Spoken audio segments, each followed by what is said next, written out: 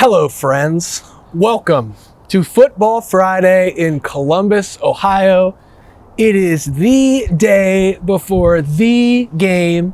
All of us are 20 pounds heavier after eating Thanksgiving feasts, and now we are ready to feast on these. I'm stuck in my stomach again. And now we are ready to feast on these bold predictions, these score predictions, the most accurate and most well-presented predictions on earth when it comes to Ohio State and Michigan. That's pretty bold right there. When it comes to Ohio State and Michigan at lettermenrow.com. We are the best Lettermen Row predictions you will find for this game, I promise.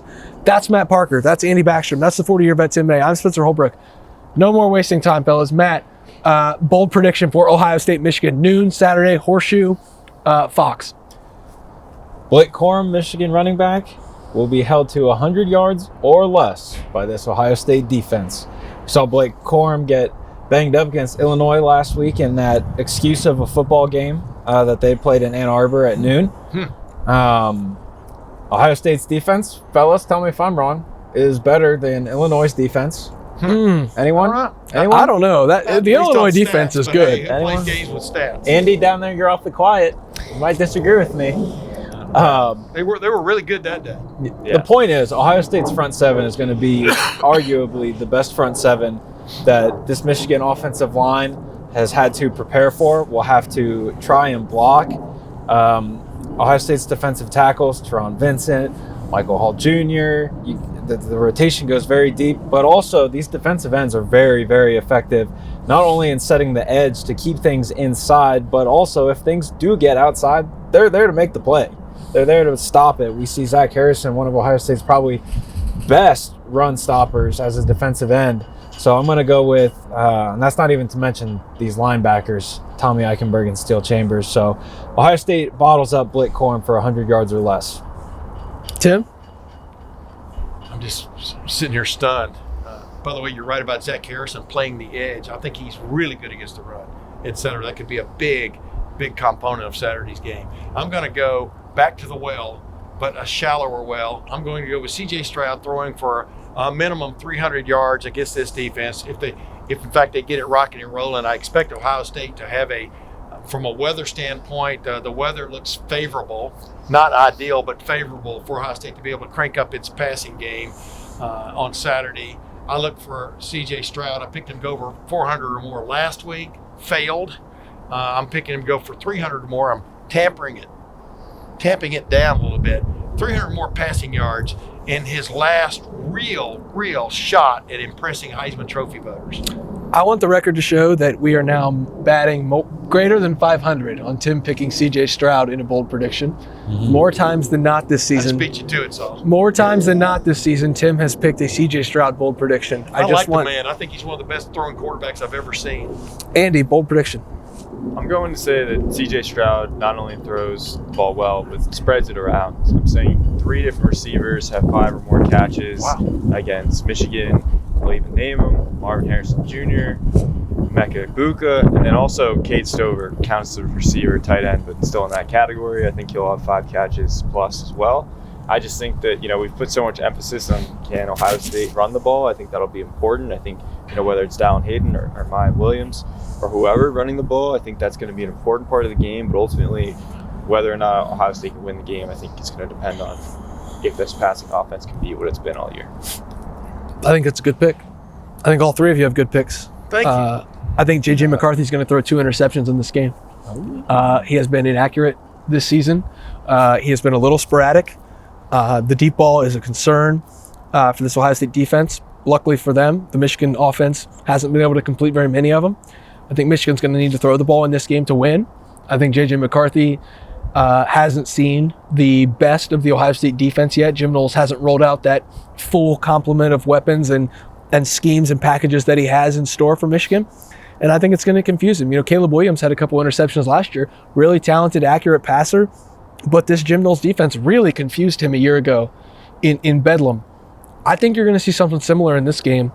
A mobile quarterback who can get out of the pocket and make throws still struggled against the Jim Knowles defense. I think that blueprint is there for J.J. McCarthy to stumble a couple times. I think he's going to have 2 interceptions. I think Ohio State's going to make him pay for a couple bad decisions. Wow. Okay. Offensive player of the game. for a game like this, with everything that's on the line and everything that this game means, 2 versus 3, so on and so forth, all of the narratives, it has to be CJ Stroud. That's just the burden and the blessing of being Ohio State's quarterback, being 11-0, going up against your arch rival with a spot for conference championship and national championship implications. It has to be CJ Stroud for those reasons. Andy, you make a great point about he's going to, distribute the ball well. And Tim, you got the numbers in there as well. But and all of those things are important and very well. But it's the leadership quality that CJ Stroud brings to this team. This team rallies around him. This offense rallies around him. This team goes as CJ Stroud goes. And I think you're going to see this team go on Saturday. And it's going to be with the leadership from CJ Stroud. So that's my offensive MVP. No, Tim, sorry. Can't read my, no, you can't read my poker face. It's CJ Stroud, right? He's going to distribute like a dealer. What? I'm torn. What in the world? Because I want to pick Marvin Harrison Jr. I think Marvin Harrison Jr. is going to have a hell of a day. But I want to tell you, I keep thinking back to last year. I keep thinking about Aiden Hutchinson coming off the edge. I keep thinking about, speaking of Bedlam, that's what he created in that game in Ohio State backfield. I'm picking Paris Johnson Jr. Obviously, Aiden Hutchinson is not there anymore. That's key in this game. So I'm going to go with Paris Johnson Jr. being my offensive player of the game, because if this offensive line gives CJ Stroud time, there is plenty of fruit to pick in the passing game. I like that pick, Tim. It's interesting. Paris Johnson hasn't given up a Wait a sack. minute, you like that also because I didn't pick Marvin Harrison Jr., who you're now going to pick. No, not Go even ahead. Marv, but No two interesting spoilers. stats is that Paris Johnson hasn't given up a sack since national championship game they were last in. So Yeah. it's been over, I guess, a season and a half? Yeah. Close to 2 seasons without a sack. And the other stat is that Marvin Harrison Jr. still doesn't have a drop. So that's pretty crazy. Yes. North of 90 targets, 0 drops. But my player of the game on the offensive side of the ball is Cade Stover. I think that, he talked a lot today about how people thought he was going to maybe have 10 catches. He's the first Ohio State tight end to go over 30 catches or hit 30 catches Yep. in, I think, 19 years. It's a position that is sometimes overlooked here just because of how much wide receiver talent there is. I think he's the sneaky hero in this one. I think he catches a touchdown pass that puts them ahead. You heard what I asked him. I mean, big time games, man. Tight ends usually play a huge role, and that could definitely be the case on Saturday. Good choice. He also said that he models his game after Jeremy Shockey. Yeah. That was pretty cool. Interesting. You all left me Marvin Harrison Jr. Just book it. I All right. don't know what else I really need to say. And there's an email in my inbox right now. Fill out a Bolitnikoff Award finalist ballot. Yeah. Just keep that in mind. Okay. That's noted content. Succinct. Defensive player of the game. I talked all about having to bottle up Blake Corum, this defensive line, how great they are, and all of that said, I'm going to go with linebacker Tommy Eichenberg. He talked to us on Tuesday inside the Woody Hayes Athletic Center about very simply how he did not play well, or how he said he did not play well against Michigan last year in Ann Arbor. And I don't expect that to be the case 2 years in a row, guys. This is a guy who has hand injuries. Both hands. Injuries. Hands injuries. Yeah. He's not on the hands team, I'll tell you. Exactly. And this side of the conversation is just something else. I'll tell you. Unhinged today. Oh yeah, but this is the guy that, once again, like he has all year, put everyone in the position to do their jobs so he can do his, which is to make all of the tackles that he does. And so I'm gonna go with Tommy Eichenberg as your defensive MVP. I'm going to go with JT Tuimoloau, sophomore defensive end, who had, in the biggest game they've played so far this year, I don't count Notre Dame in that category because of when they played Notre Dame, and Notre Dame was having trouble even figuring out what he wanted to do on offense. Penn State was not having any trouble. JT Tuimoloau had a game record day. he was close. He's been close in the last couple of weeks of having a similar afternoon, even at Maryland the other day, when he got that face mask call on that sack where he came off the edge and just took Tuimoloau out of the ground. That kind of changed a lot of things, you know. It kind of took the starch out of the defense even a little bit. He doesn't have that gaff this week. JT Tuimoloau coming off the edge or just making plays, dropping off. He might have one of those 2 interceptions. Because he's going to be a place he's probably not supposed to be at exactly the right time. Go figure that. JT Tuimoloau, defensive player of the game for Ohio State. Spencer said that J.J. McCarthy will have 2 interceptions. I'm picking this person not because maybe they will be the player of the game, but because I think they need to have a good game is Cam Brown. And I think that, you know, even though they don't throw the ball downfield like other teams, especially like Maryland did, Michigan still is probably going to have to throw the ball to win this game. I think Cam Brown's going to be tested. Since returning, he's probably been the best cornerback Ohio State's had. And I think he's going to get tested again. And if he plays well, that could go a long way in Ohio State winning. Go ahead. I want the record to show that I was going to pick Cameron Brown before you said that. And the reason is that guy tried to fight the whole damn Michigan team last year when no one else was fighting him. And he stood toe-to-toe with multiple offensive linemen and did not back down.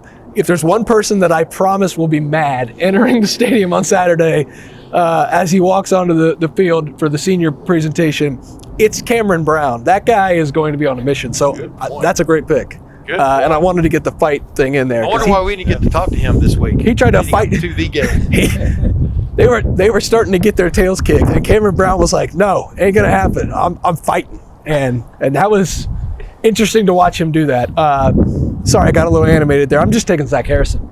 You need to play against Maryland. Wait a minute. Did you pick Cam Brown? No, I said I was going to. Yeah, okay. I thought y'all were going double. I see what you're saying. No, I was going to. Yeah, you're reinforcing his pick. But Zach Harrison, you need to play against Maryland. Zach Harrison. You need to play against Penn State. JT Tuimoloau tips it up. Zach Harrison. You need to play against Northwestern. Zach Harrison.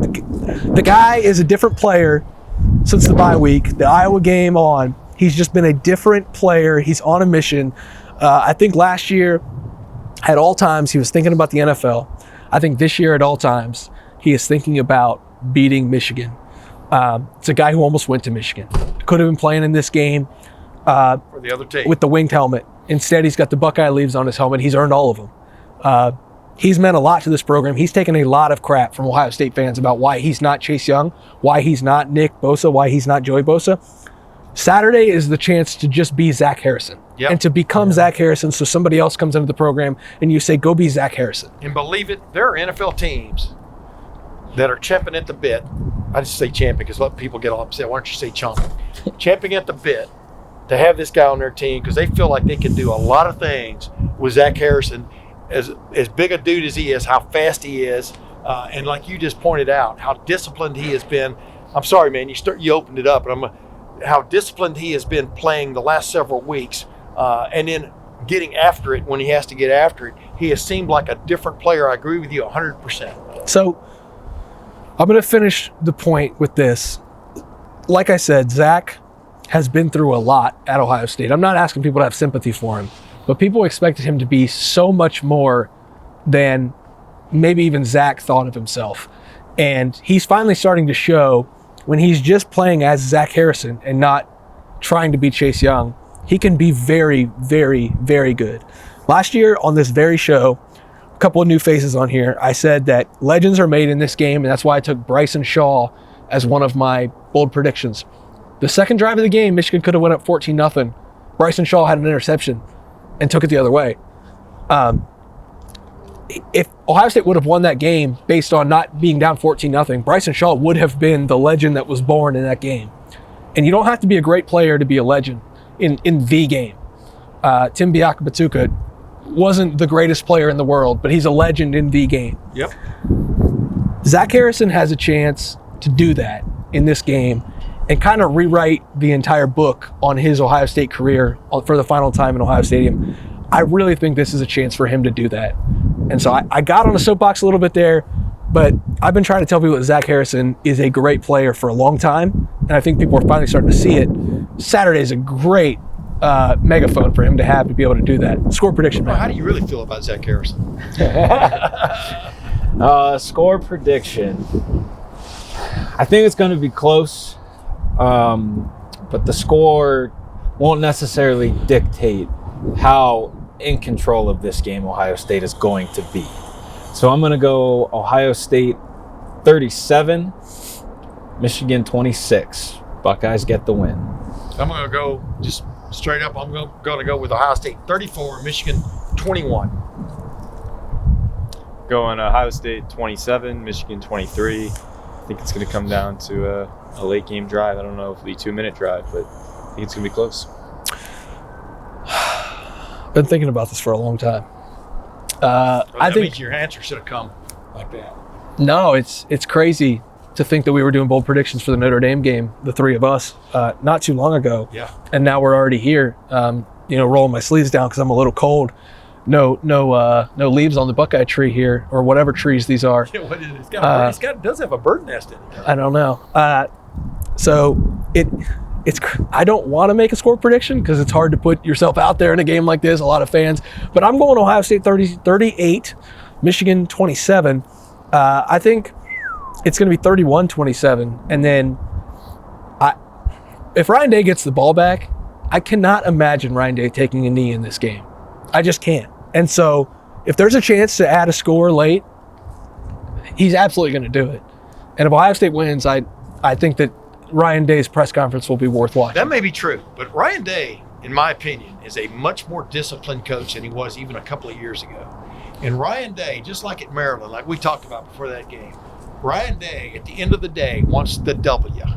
Whatever it takes to get the W. I agree. He will be a very, very happy man because he would have gotten vengeance against a team that a lot of people think is as good as it was last year, Michigan, which means if Ohio State wins, it's a much better team than it was a year ago, which basically leads you to knowing this was a hell of a coaching job he did, both from hiring new guys to fix what was wrong last year and also to having his team ready to play, especially in the fourth quarter. There's so much riding on this game. It's nuts.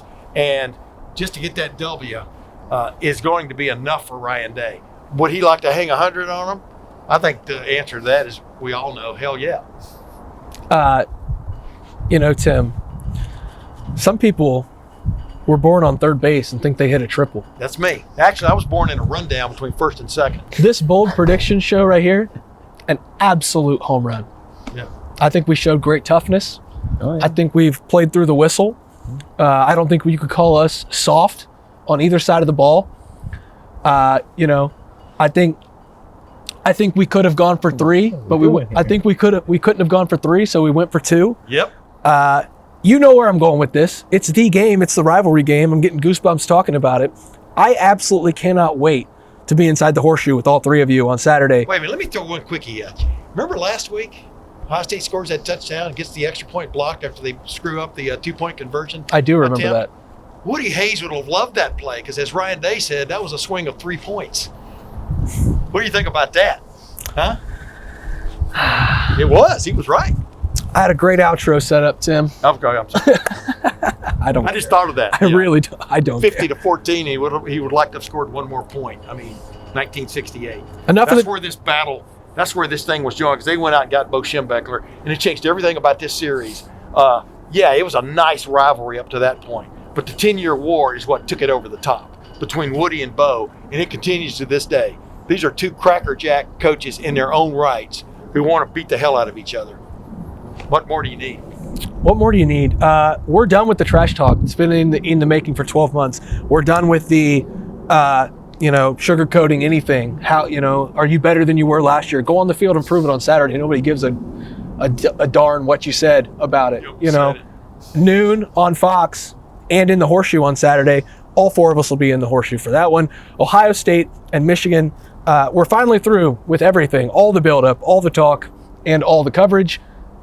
We're also through with Tim singing because that was maybe the best moment of the entire year, unless...